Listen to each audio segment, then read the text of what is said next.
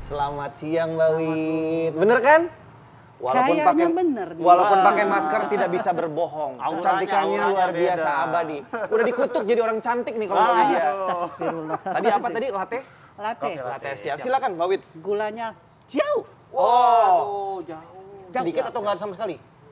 Terserah aja deh. Terserah dia aja. Sedikit. Terserah dia aja. Siap. Mbak Wit ini terkenal jaga kesehatan banget. Oh gitu ya. Iya. Buatin aja ya. Siap, Si siap, Mbak Wit. Eh. Kalau Kinos mau ngobrol-ngobrol boleh nggak Mbak Wit? Oh iya. Boleh. Biar lah. nunggu kopinya dianterin Mbak Nyaman, Wit. saya kasih ini Bu Wit. Ah baik banget kok, gue nggak pernah digituin. Gue nggak pernah digituin. Spesial dong kan. Kamu khusus ini. Sepertinya justru dia menghina saya, ketahuan tuanya gitu. Oh, ini biar nyaman. Biar Bu. nyaman. Iya, makasih ya, Siap. makasih banyak. Apa makasih kabar banyak. Mbak Wit? Alhamdulillah. Alhamdulillah. Dari dulu kayaknya nggak pernah berubah. Aku tuh ngefans banget sama Mbak Wit loh, dari dulu sampai sekarang. Oh, Masya Allah. Mamahnya Kinos juga bahkan ngefans sama Mbak Wit. Oh iya? Iya, ntar aku foto bareng ya, Siap. buat dikirim ke Mama. Sehat Siap, tapi ya. sekeluarga semua Mbak Wit.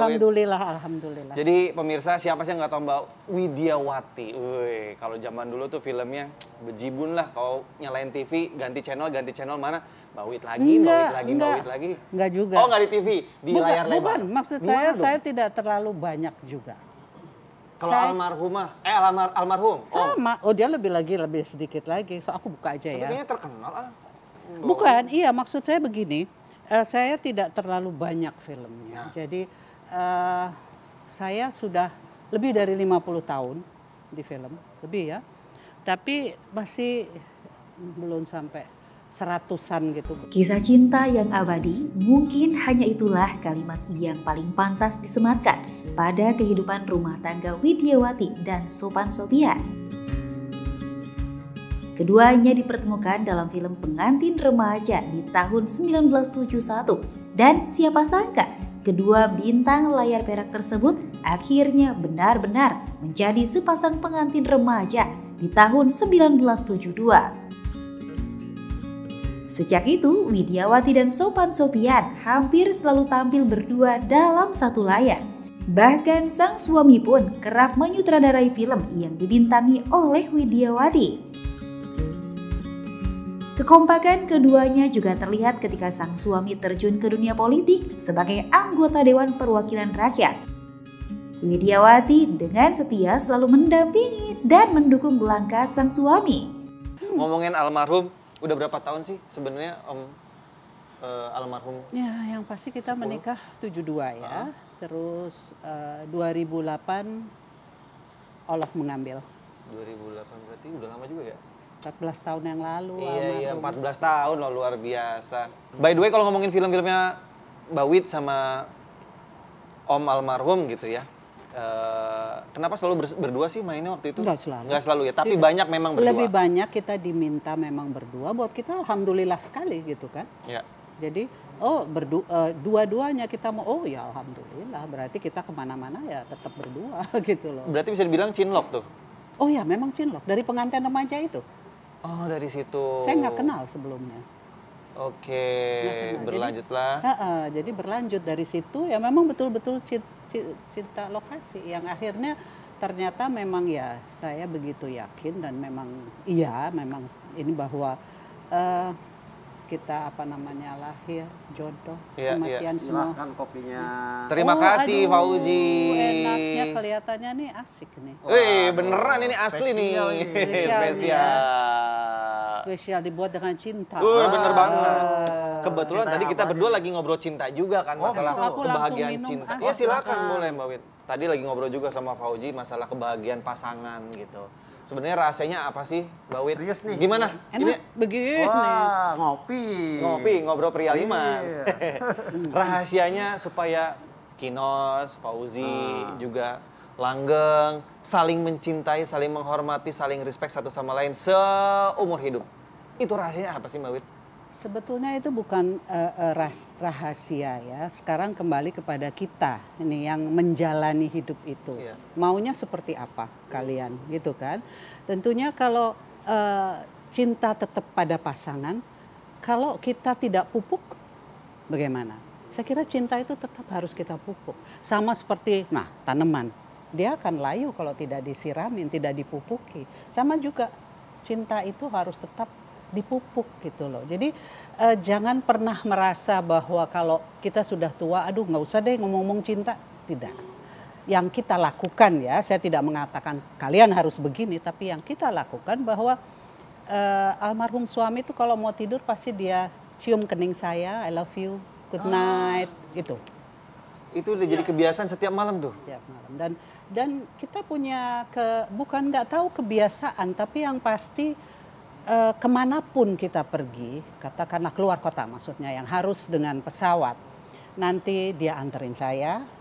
Begitu juga sebaliknya kalau dia ada tugas apa itu, pasti saya jemput, saya antar. Sama gitu loh.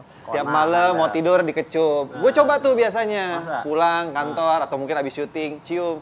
Begitu sayang, udah gini.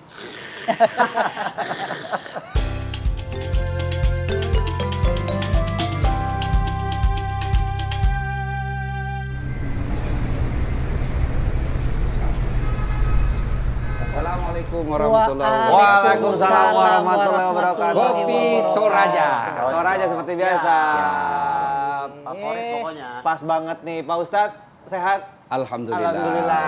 Ada tamu spesial Pak Ustadz, Mbak Widiawati. Tahu Wow, dong. pasti tahulah. Iya kan? Kita ini penonton masih TVRI waktu itu. Iya. Sudah sering nampak wajah beliau. Alhamdulillah. Silakan. Udah bikinin aja ya. Mbak Wid, ini Iya. Sehat. Pak Ustadz Dasar Sehat. Latif. Alhamdulillah. Langganan Harus ngopi sehat di ya. sini. Oh gitu. Langganan Apa banget. kopinya? Saking langganannya nggak pernah bayar. Kopi dia. Toraja. Oh gitu. Kopi Ya. Toraja. Tidak bayar kodok. Kena kan. Ketemu lagi Makassarnya kita. keluar. Trio. Trio. Ini juga Bugis, Makassar bapaknya, juga. mbak ibunya. Iya. Suami orang dari Makassar, Oh, saya iya, aslinya.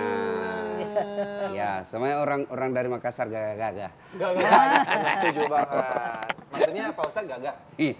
Enggak gagah, penuh pesona. Itu ya 11-12 ya. Ya, Pak Ustadz. Ya. Dari tadi Kino sama Mbak Wid lagi ngomongin tentang apa ya, memupuk rasa cinta gitu kan, kesetiaan sama pasangan. Mbak Wid ini udah tinggal kurang lebih 14 tahun sama almarhum. Tapi tetap rasa cinta itu membara. Ada dua hal yang sampai sekarang ahli cinta belum bisa menyimpulkan. Ah. Apakah indah yang membuat orang jatuh cinta? Ah. Apakah cinta yang membuat orang jadi indah? Indah. Ya. Itu kan sampai sekarang masih diperdebatkan. Ya. Ada orang karena cintanya akhirnya yang jelek pun jadi indah. Iya benar. Ya.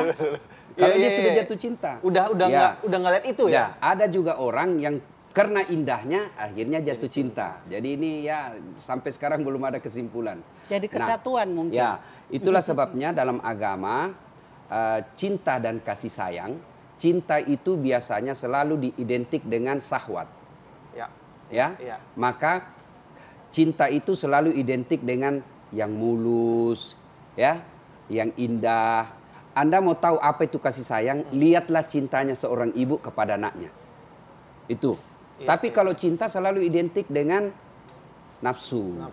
Ya kan? Identik dengan syahwat. Iya. Ya, tapi kasih sayang tanpa nafsu pun bisa terwujud. Iya. Maka motivasi menikah itu kalau dia berdasarkan keindahan, kecantikan, Ya. maka biasanya akan luntur cintanya dalam perjalanan. Ya. Kenapa? Karena indah itu, cantik itu ada batasnya. Ya. Iya, benar. Cantik itu temporer. Ya. Ya, mungkin 17 tahun masih cantik. Ya, kita tidak bisa menafikan ketika Mbak Widiawati main film apa itu Romeo and Pengantin Juliet, remaja. pengantin remaja, pasti jauh lebih belia, lebih muda daripada yang sekarang. Iya. Ya kan? Iya. Berarti Iyalah. ada batasnya. Iya. Kemudian cantik itu juga subjektif. Iya. Cantik menurut Kinos belum tentu cantik menurut saya. Iya. Ketika saya ditanya di depan istri saya, Dasat siapa orang tercantik di dunia? Tapi ada istri saya di depan. Pasti jawabannya? Maka saya pasti istri saya dong. Ya kan? Tapi kalau nggak ada Subjektif. istri, kalau nggak ada istri, Rahasia. Jangan menekan bos.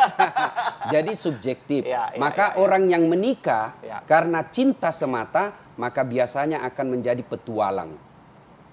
Ya, petualang cinta. Sangat sulit untuk setia.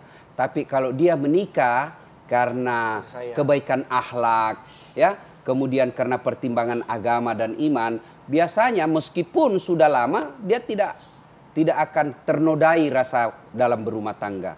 Nah sekarang banyak orang berumah tangga motivasinya karena dia cantik, motivasinya karena dia selebriti, motivasinya karena dia kaya. Maka ini semua hayali, ini semua pasti ada batasnya. Ya, nah, kalau dia kaya, ya mungkin tahun ini dia kaya. Ya besok lusa 1 tahun kemudian tiba-tiba kena tsunami seperti kejadian di Palu yang tadinya kaya raya tiba-tiba digulung oleh bencana alam jadi miskin. Begitu dia miskin luntur cintanya.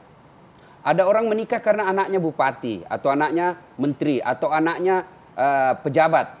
Begitu pensiun karena pejabatan pasti ada hilangnya. Begitu dia hilang jabatan bapaknya luntur cintanya. Itulah sebabnya agama dengan sangat bijaksana Nabi menginformasikan nikahi seorang wanita karena cantiknya. Cantik penting. Karena kalau dia tidak cantik, cepat ganti casing.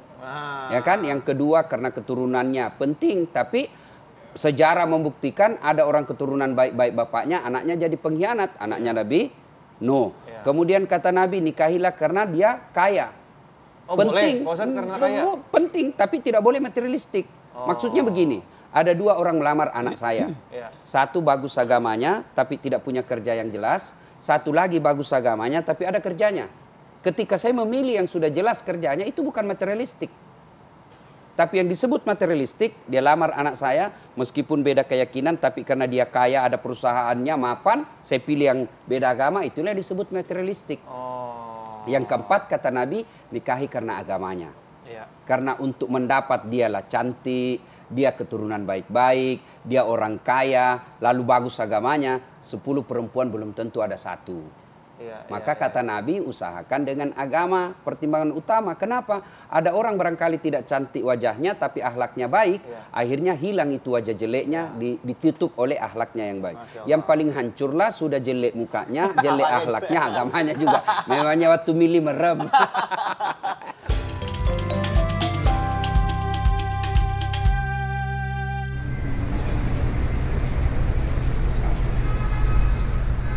Nah, bagus tuh Mbak Wit, pertanyaan dari Pak Ustadz tadi belum kejawab, menjaga kesetiaannya gitu dari godaan-godaan apapun itulah. Ada stigma, lelaki selalu identik dengan pengkhianat.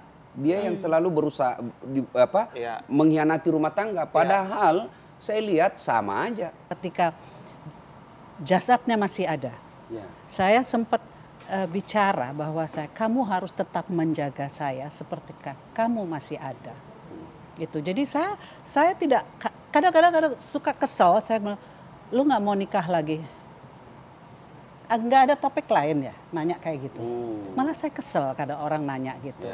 Jadi saya, yang penting kita jalani hidup aja terus gitu loh. Saya orang yang selalu mensyukuri apa nikmat yang Allah berikan ya. Jalani aja. Memang saya ketika ditinggal saya jujur saya mengurung diri. Tapi ada tawaran untuk main film, anak-anak lalu adiknya almarhum main. Gue juga nggak suka ngelihat lo kayak gini. Lo mesti main. Oke, saya mulai main. Dari situ akhirnya banyak tawaran. Jadi bukan saya mau melupakan, bukan. Tapi kita dengan kesibukan tentunya berbeda ya. Gitu loh. Iya ada distraktornya ya. Betul. Jadi itu yang saya lakukan. Tapi buat saya ya sampai saat ini ya masih di sini saya masih almarhum terus. Gitu. Jadi agama menganjurkan nikah itu bukan sekedar menyatukan 2 orang yang berkasih sayang, tapi 1 itu perintah agama. Nabi katakan siapa yang sudah mampu lalu dia tidak mau menikah, falaisa minni, kamu bukan umatku. Coba, jadi menikah itu menegakkan sunnah. Begitu karena dia adalah sunnah dan ibadah, maka agama mengajarkan orang yang berhubungan badan itu adalah ibadah. Jadi kalau anak ditanya ibadah yang paling nikmat apa? Ya berhubungan badan. Ya ibadah. Nah sudah itu niat berikutnya. Niatkanlah bahwa berumah tangga itu bukan sekedar menyatukan itu, tapi melanjutkan risalah Islam. Maksudnya apa? Bayangkan kalau kita tidak punya keturunan. Siapa yang melanjutkan hadis? Siapa yang melanjutkan Al-Quran? Siapa yang melanjutkan fikih? Maka berumah tangga itu niatkan lillahi ta'ala. Kalau sudah niatnya lillahi ta'ala, maka CCTV-nya bukan kamera yang ada di rumah dan di kantor. Tapi CCTV-nya adalah malaikat, rakit dan atid. Dia, kalau dia mau berselingkuh, mau macam-macam. Ada malaikat, pengawasan melekat. Pengawasan malaikat. Tapi kalau niatnya bukan lillahi ta'ala, dia tiba-tiba apa yang waktu pacaran romantis, waktu pacaran santun, begitu sudah menikah kelihatan semua aslinya. Ya. Kan waktu pacaran, hati-hati sayang, mau tidur, jangan lupa ya. Itu waktu sebelum masih pacaran, sudah menikah semua kasar. Maka pada saat itu mulai kecewa. Tapi kalau dia niatnya lillahi ta'ala, sabarnya menjadi pahala. Ustadz, istriku tidak masak, saya yang masak setiap hari, saya ngurus anak saya. Kalau dia niatnya lillahi ta'ala, masaknya seorang lelaki mengambil pahalanya seorang istri. Mengurusnya seorang lelaki baik, mengambil pahala istrinya. Sehingga apa? Suaminya yang mendominasi, suaminya yang memborong semua pahala, istrinya tidak dapat apa-apa. Dan ingat Kinos, orang masuk surga itu bukan karena tidak punya dosa. Tapi orang masuk surga itu karena ketika ditimbang kebaikan dan keburukannya, ternyata kebaikannya jauh lebih besar daripada keburukannya. Maka untuk itu berpastabikul khairat, berlomba-lomba memperbanyak amal.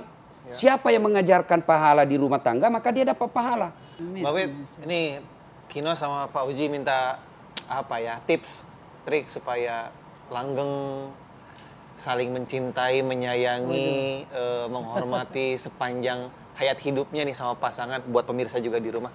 Silakan Mbak Wit. Saya nggak bisa bilang harus begini, harus begitu ya. Itu yang kami lakukan ya. Jadi kalau kalian lakukan itu ya insya Allah, saya nggak tahu ya. Masing-masing kan beda-beda ya dalam rumah tangga. Kadang-kadang ada rules-nya masing-masing. Tapi kalau yang saya lakukan adalah buanglah ego kita. Saling menghargai, saling dalam hidup tuh saling tuh penting sekali gitu loh. Buat saya loh gitu loh. Jadi hargailah pasangan Anda gitu. Ya. Apa yang kira-kira bisa kita petik ilmunya? Alhamdulillah, salah satu kesyukuran kita kepada Allah Subhanahu wa taala sebab berumah tangga itu adalah sebuah ibadah. Yang artinya tidak ada pekerjaan kebaikan dalam rumah tangga itu yang tidak dinilai sebagai pahala, ya. Nah, karena dia sebuah kebaikan dan pahala, tentu iblis dan setan berupaya menggagalkannya. Dengan cara apa? Kegagalannya dibisiki dengan perselingkuhan, kegagalannya dibisiki dengan ketidaksyukuran, kegagalannya dibisiki dengan kedengkian dan kecemburuan. Maka resepnya, percayalah bahwa tidak ada rumah tangga yang tidak ada masalahnya. Percaya itu. Rasulullah saja, Aisyah pernah difitnah, selingkuh. Bahkan Rasulullah pernah suatu ketika datang istri tua beliau, membawa kue diberikan kepada Aisyah. Aisyah bukannya menyampaikan kepada Rasulullah, tapi Aisyah justru menumpahkannya di depan Rasulullah dan di para sahabat. Apakah Nabi marah? Tidak. Nabi cuma berkata kepada para sahabatnya, kau lihat itu ibumu, cemburu. Bagaimana? Masalah ini ada, tapi Rasulullah menyikapinya dengan apa? Santai aja. Cemburu itu bagi seorang perempuan itu fitrahnya. Kalau ada perempuan tidak cemburu kepada suaminya, pasti ada kelainan. Maka menyikapinya, ya sudah, jangan ego yang naik. Tapi bersabar. Itulah sebabnya Al-Quran menjelaskan, ista'inu bis-sabri was-salah. Sabar, perbaiki solatmu, Allah yang selesaikan masalah dalam rumah tanggamu. Sayang ketika kita punya masalah dalam rumah tangga, kita lebih sering curhat di Facebook, kita lebih sering curhat di medsos, daripada curhat kepada Allah Subhanahu wa taala. Padahal curhat di medsos tidak ada yang memberikan solusi. Bahkan kepada saudara sekalipun. Jangan pikir saudaramu memberi solusi. Tidak. Ketika dia masuk dengki, maka dia berikan kamu solusi yang membuat dia juga hancur. Misal, saudara kita Allah takdirkan dia miskin, istrinya penghasut, istrinya jelek. Datanglah curhat kita. Ini enak betul adik saya hidupnya bagus. Maka masuk setan. Dibisikinya dia supaya dengki. Bagaimana supaya saudaranya juga hancur. Apa ada begitu? Siapa yang dorong Nabi Yusuf masuk ke sumur? Saudaranya sendiri. Maka ketika ada masalah dalam rumah tangga, solusinya adalah agama. Agama itu wujud konkretnya sabar, perbaiki sholat. Allah yang akan selesaikan masalahmu. Dan begitu ada masalah dalam rumah tangga disikapi dengan sabar, masalah itu akan menggugurkan dosa-dosa. Begitu rumah tangga dapat kenikmatan, dapat bahagia, kemudian dapat rezeki yang berkecukupan, maka syukuri. Dan ketika kau pun bersyukur, itu akan menjadi amal. Luar biasa kita. Cobaan dalam rumah tangga kita bersabar menjadi penggugur dosa-dosa. Dapat kenikmatan dalam rumah tangga kita bersyukur, syukur itu menjadi pahala. Tinggal setel niatnya, bagaimana bisa bersabar, bagaimana mampu bersyukur. Demikian, semoga manfaat. Assalamualaikum warahmatullahi wabarakatuh. Waalaikumsalam warahmatullahi wabarakatuh.